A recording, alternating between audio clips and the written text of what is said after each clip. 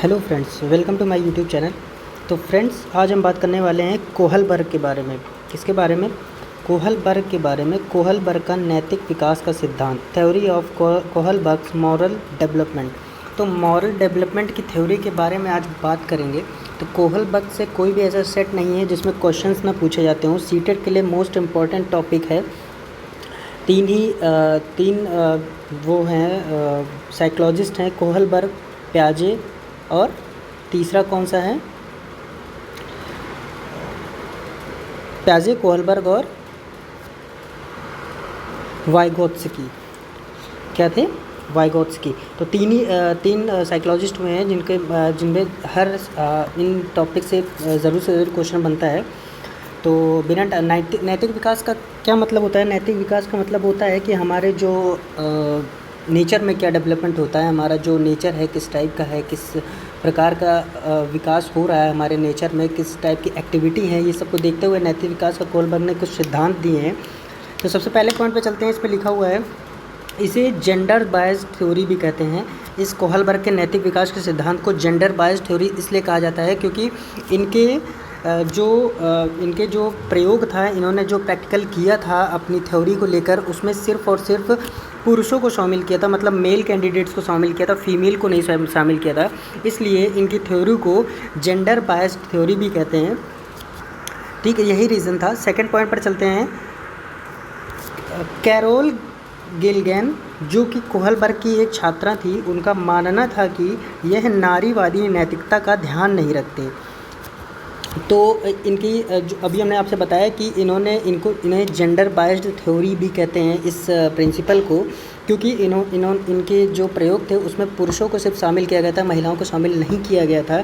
इनकी जो छात्रा हैं, इनकी जो स्टूडेंट थी, कैरोल गिलगैन, जो कोहलबर्ग की एक छात्रा थी, उनका मानना था कि नारीवादी नैतिकता का ध्यान इस थ्योरी में नहीं रखा गया है।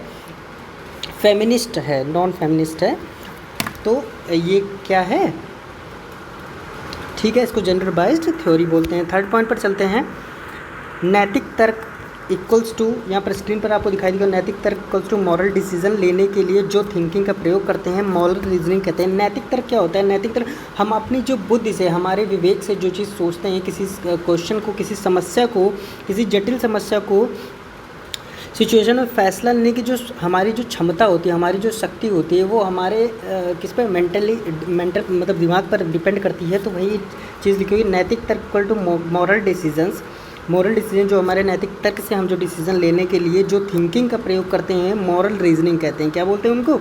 जो हमारे नैतिक विकास, जो हमारे बुद्धि से जो हम डिसीजंस लेते हैं क्रिटिकल सिचुएशंस में, उनको क्या बोलते हैं? मॉरल रीजनिंग बोलते हैं।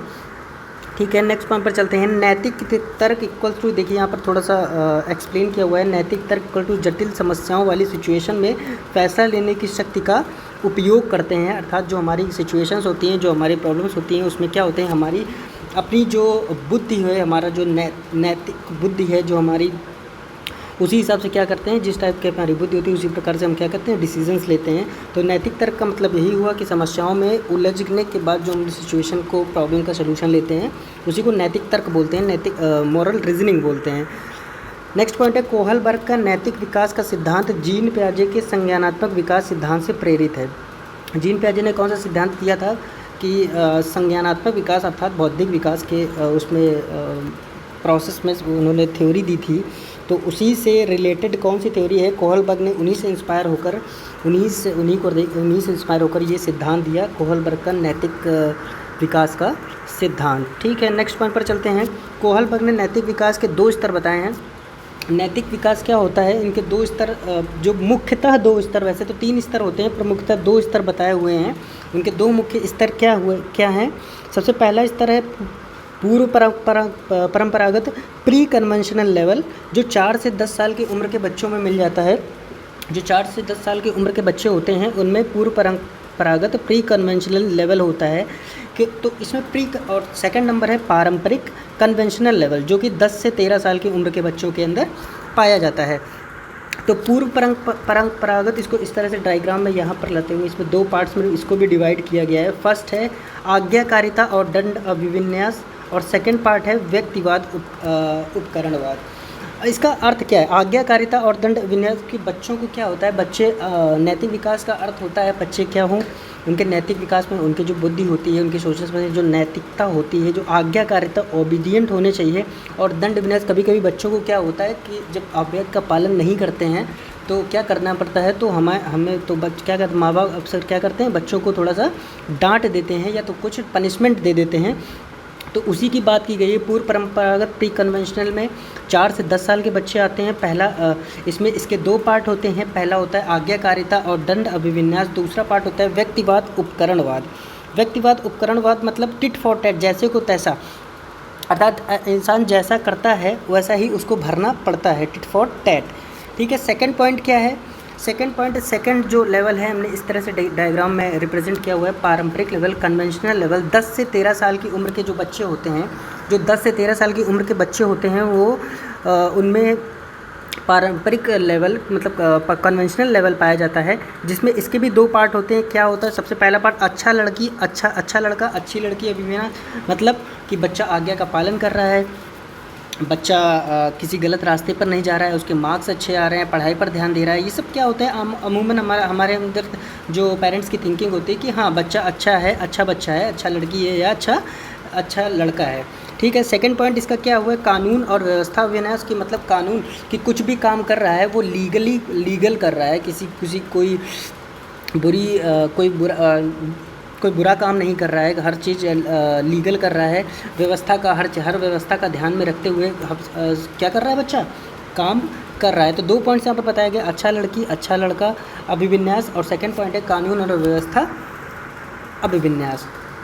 तो एक और पॉइंट है इसमें रिलेटेड, 2 यहाँ पर कोहलबर्ग ने नैतिक विकास के 2 स्तर बताए। पहला स्तर पूर्व परंपरागत जो 4 से 10 साल की उम्र के बच्चों में होता है। इसमें सबसे पहला पॉइंट क्या है? आज्ञाकारिता और दंड अभिविन्यास। और सेकंड पॉइंट क्या है? व्यक्तिवाद उपकरण, मतलब टिट फॉर टैट, जैसे को तैसा। सेकंड पॉइंट क्या है? सेकंड पार्ट क्या है कि पारंपरिक कन्वेंशनल लेवल 10 से 13 साल के जो बच्चे होते हैं उनमें ये लेवल पाया जाता है। उसमें इसके भी 2 पॉइंट्स होते हैं, एक अच्छा लड़का अच्छा लड़की अभिविन्यास और दूसरा कानून और व्यवस्था अभिविन्यास। एक थर्ड पॉइंट भी है जो मुख्यतः यही 2 पॉइंट ज़्यादातर पूछे जाते हैं, लेकिन एक और भी पॉइंट है इसके अलावा जिसको बोलते हैं उत्तर पारंपरिक पोस्ट कन्वेंशनल लेवल। 13+ एज के जो बच्चे होते हैं उनमें ये लेवल पाया जाता है। इसके भी 2 पार्ट्स होते हैं, आपको स्क्रीन पर दिखाई दे रहा होगा। फर्स्ट है सामाजिक अनुबंध अभिविन्यास। सामाजिक अनुबंध मतलब होता है कि समाज में किसी भी तरह के गलत काम के लिए, कि सही हो रहा है, कोई कार्य सही हो रहा है, गलत हो रहा है, उसके लिए आवाज़ उठाना, अर्थात कोई भी गलत काम करने के लिए एक गलत काम के लिए क्या करना, प्रोटेस्ट करना या गलत काम के लिए आवाज़ उठाना। अपनी नैतिकता का अर्थ यही होता है कि हम लोगों को सही और गलत में पहचान हो कि ये काम सही है कि ये काम गलत है। इसी को मॉरल रीजनिंग बोलते हैं, इसी विकास को मॉरल डेवलपमेंट बोलते हैं। तो सामाजिक अनुबंध अभिविन्यास का मतलब रिश्वत ना लेना, अर्थात गलत के लिए आवाज़ उठाना।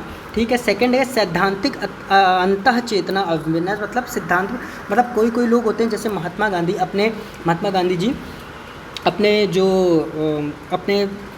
अहिंसा के रास्ते पे हमेशा से चले हुए हैं। अपने मतलब क्या होता है, अपने जो इंटरनल वॉइस होती है आपकी, जो आपको बचपन से जो आपका डेवलपमेंट, जिस टाइप का डेवलपमेंट होता है उसी प्रकार से बच्चे अक्सर इन्वायरमेंट का एफर्ट उनके ऊपर ज़्यादा पड़ जाता है।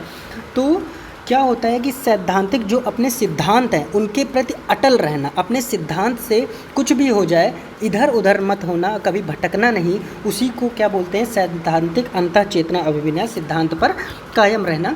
तो उत्तर पारंपरिक के भी 2 पॉइंट हो गए। पहला पॉइंट हो गया सामाजिक अनुबंध अभिविन्यास, मतलब रिश्वत न लेना, गलत कार्य के लिए आवाज़ उठाना। दूसरा पॉइंट हो गया सैद्धांतिक अंतः चेतना अभिविन्यास, जिसका अर्थ है सिद्धांत पर कायम रहना। तो यही थे कोहलबर्ग की मॉरल डेवलपमेंट की थ्योरी। उम्मीद है कि आप समझ गए होंगे। इसके 3 पार्ट कोहलबर्ग ने नैतिक विकास के संबंध में बताया है। इसके 3 मुख्यतः कारण बताए हुए हैं। पहला है पूर्व परंपरागत, दूसरा है पारंपरिक और तीसरा है उत्तर पारंपरिक। ठीक है, यही था आज का वीडियो में। अगर आप कोई डाउट्स हो तो आप कमेंट कर सकते हैं। उम्मीद है अच्छे से पढ़िएगा। एग्ज़ाम आपके बहुत ही नज़दीक हैं, तो कि कुछ टॉपिक्स हैं जो कि कंफर्म है क्वेश्चन, जिससे एक ना एक क्वेश्चन आपके ज़रूर एग्ज़ाम में पूछे जाते हैं। Thanks for watching. Please like share and subscribe.